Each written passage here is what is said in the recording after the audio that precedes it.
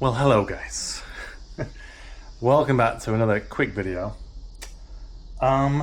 This is a video where I made some mistakes, but I'm making it for educational purposes, if you like. This is all about the Quickshifter and my investigation into how does the GYTR Quickshifter actually work on the R7. Is there anything to improve on it if you're having issues? And the biggest key of all, what is the main thing that can stop this working even if you have the Quickshifter enabled on the dash? You've got this in a perfect position, you know that the switch is making correctly. What's the one thing that will stop this from working? And by the end of this video, if you stick to the end, you will find out, as I did to my detriment. But I'm leaving this up as a bit of an education for others. In case you are following me behind, then I can help you avoid some of the mistakes that I am making. Alright guys, I'll enjoy the video and you're welcome. Alright, I hope you can see all of this. We're here testing out the Quickshifter, which wasn't performing at the track. And I think I've discovered the issue. We're going to find out later, but let me just talk you through what I'm seeing. So we have the multimeter set up over here just to beep when the switch closes, and I think this Quickshifter is a very simple switch type. There's like a spring force in here that's just closing and making a switch or something like that. And you see we've got two hold positions available down here. Hopefully you can see that in the shot, but there's two positions we can use for the bottom rose joint on the foot lever. Now when I push this up, there's no reaction yet from the Quickshifter, and you can feel that the shifter actually has to move the internals of the gearbox and then a bit more before we get the switch to activate. So repeat that, we're pushing up, still no switch. Only when the gearbox moves like that, then with added force we get the switch to make. So I'm going to switch this position now and you'll see if that's any easier or not. Okay, so it's the day after and I've realised that no matter where I put this bottom pivot in the rear set, it's not going to affect my problem. And what the problem seems to be is that I need so much force in order to activate this switch. So this is, I've split this Quickshifter apart already, so I know what's going on. So we've got this, there's a plunger mechanism inside, and the plunger mechanism simply activates this simple switch. It's a 2-wire connector, so it's a simple switch. There's no transducers going on, there's no measuring of force or anything like that. We just have to make this switch close at the right point in the Quickshifter travel. And what we've got right now is, if I try to do this on camera, inside here, if I can do this, there we go. If we just, and you will need more than your fingers to do this, if you get a big spanner and a vise, you can start to undo this. And when we look inside, you'll see that we have a seal to keep it watertight, and then we've got this spring, a washer on the end of the spring, and then that middle part there, when we compress the spring, is going to close the switch. And it's as simple as that. So what I've discovered is that if we could either take the washer out. Basically what we've got is like a fork. We've got a preload amount on this spring. If we screw this, and I'll just leave the washer out for a second, but if we screw this back in all the way, we actually put preload on the spring, which tightens it up. If we leave it a certain amount backed off, then it's easier to compress the spring because there's less preload on it already. So what I'm going to try to do is experiment with, without modifying any of the internals, I can have an experiment with adjusting where this screw part can be for it to be a comfortable and well-timed position in order to activate for me. And so it's also good because it's a fine tunable thing. Look, I can turn it quarter of a turn, I can turn it half a turn, and it will have some adjustment. So if I can find the perfect position for this in order to activate on my rear sets on my bike in the right way, then I can make a spacer up that sits in there, and then I'll have the perfect position. So that's my plan. We're going to adjust basically preload, because I can just about push it there, look, with my thumb with that amount of screw. But if I push this all the way in, I'm pretty sure I won't be able to compress the spring with just my thumb. Yeah, I can't. So it's gonna be an interesting idea to see if I can get this to work, but that's my plan. So I'm gonna make adjustment to this screw part whilst it's on the bike, and I'll do a number of road tests until I find the right position to make the switch work in a comfortable and correct way on the bike. So that's the plan. Okay, so there might be a flaw in my plan, because no matter how much the preload on this spring is, we have to get the end of this piston to meet the switch. So ultimately, we are compressing the spring. Even if this starts further back, we have to get the spring compressed to the same point in order to activate the switch. So no matter where I have this outer screw, by the time we're actually activating the switch inside, we must have used the same force to compress the spring. The only thing I've got is to take the washer out. If I take the washer out, then there's a bit less travel needed for the plunger to activate the switch. The other thing I'm going to do is just go around some hardware stores and see if I can pick up any selection of springs that are similar size, and just see if any of those might have a little bit less spring rate. Maybe that'll work. And why am I doing all this, you ask? Because this is a Yamaha designed part. It should work on the R7. I just feel like my rear sets where they are and the angles that I need them for my foot are just not conducive to using this and the spring rate inside of it. So that's why I'm messing about with it. I don't recommend this for you. This is just more of a bit of a science experiment, I guess, and a bit of theory and practice. But I like messing about with stuff like this as well. So yeah, just indulge me and we'll see where we get to by the end. Okay, so this is a different part of the plan now.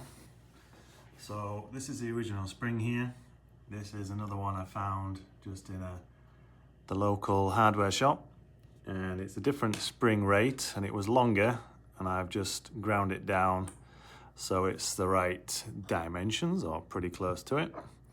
And this one, so if I squeeze the original, I can just about get it to squeeze. If I squeeze this one, it's a bit easier, but it's not like super easy.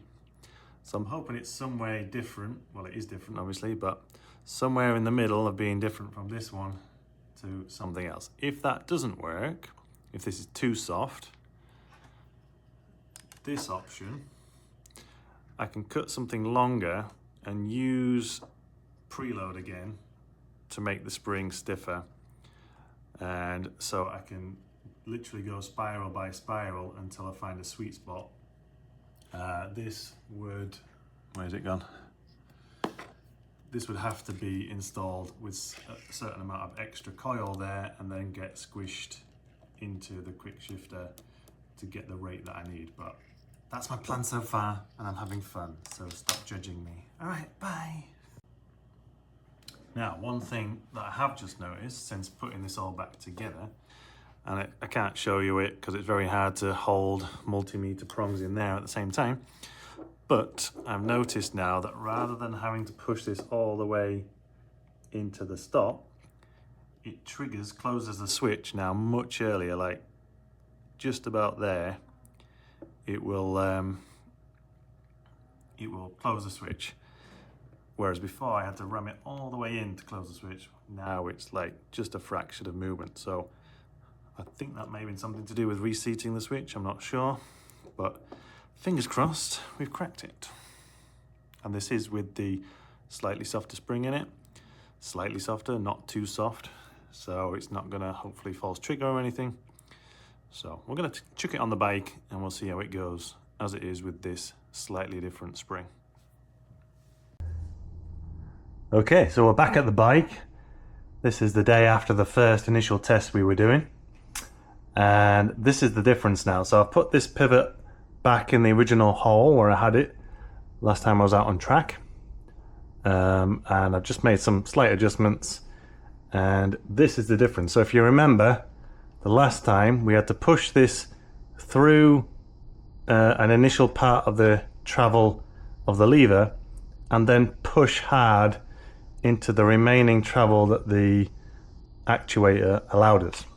Now, if I push up, there's no trigger until we apply force just there.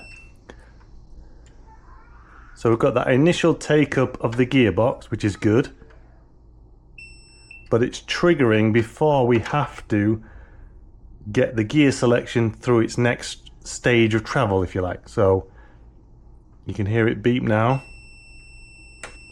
and there is the second stage of travel which we had to get before the switch triggered. Now it's triggering before we even get there. So the question will be, is that too early now or is that just right?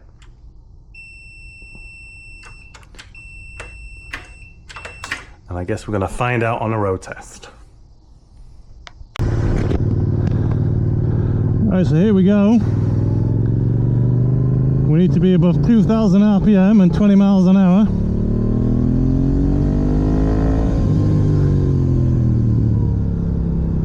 And I still can't get it to trigger. Oh my god.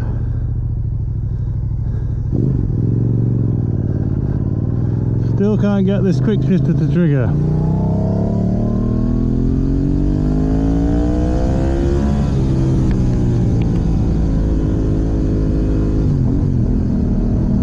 What the hell is going on, guys?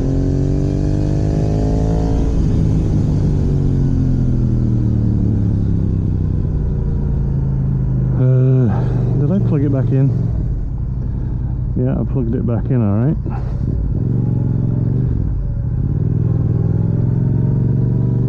What the hell, dude? Alright, back to the workshop. I'm literally grabbing it with my hand now.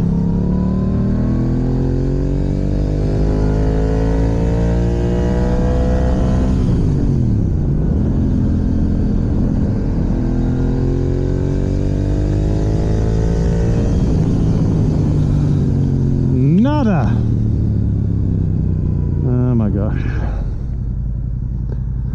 Why? So we're back in the garage. I've got my meter set up, I've got my foot actuating the lever, and you can hear the beeper, you can hear the multimeter, so I've got my probes across the switch. As soon as I lift my foot up, the switch is making.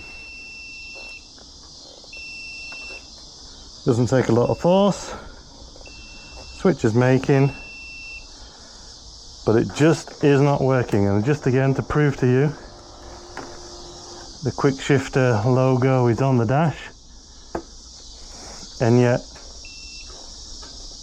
absolutely no reaction from the bike when we're making that switch with my foot under throttle. Sorry, my probe's just slipped off there. What's going on, guys? I don't know.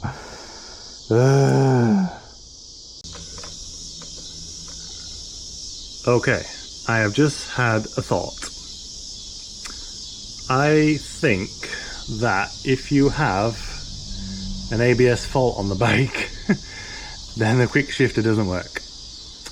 I think that's true. I need to go and research on wherever, Google forums. I have a feeling if you've got an ABS fault on, the Quickshifter doesn't work. The reason I have got an ABS fault on is because I don't have an ABS delete plug. I used the ABS control board to make the speedo still work, but I still had an ABS fault because there's no front wheel speed sensor, I think, at the very least, and maybe the module sees the fact that I don't have the solenoids in place because I just took the control board off the solenoids and left the control board in its shell and duct taped up. So I think I'm trying to fight a losing battle whilst ever I've got an ABS fault light on. Now I know that should go off after you ride, but mine doesn't because of the way that I've bypassed the ABS. That's what I think I'm fighting against, and the only way to fix that is with one of the actual plug-in devices, costing me $250 plus. So now I have a choice. Do I spend that money after my little bit of research, or do I just give up on the Quickshifter and just use my clutchless shifting technique as I always have?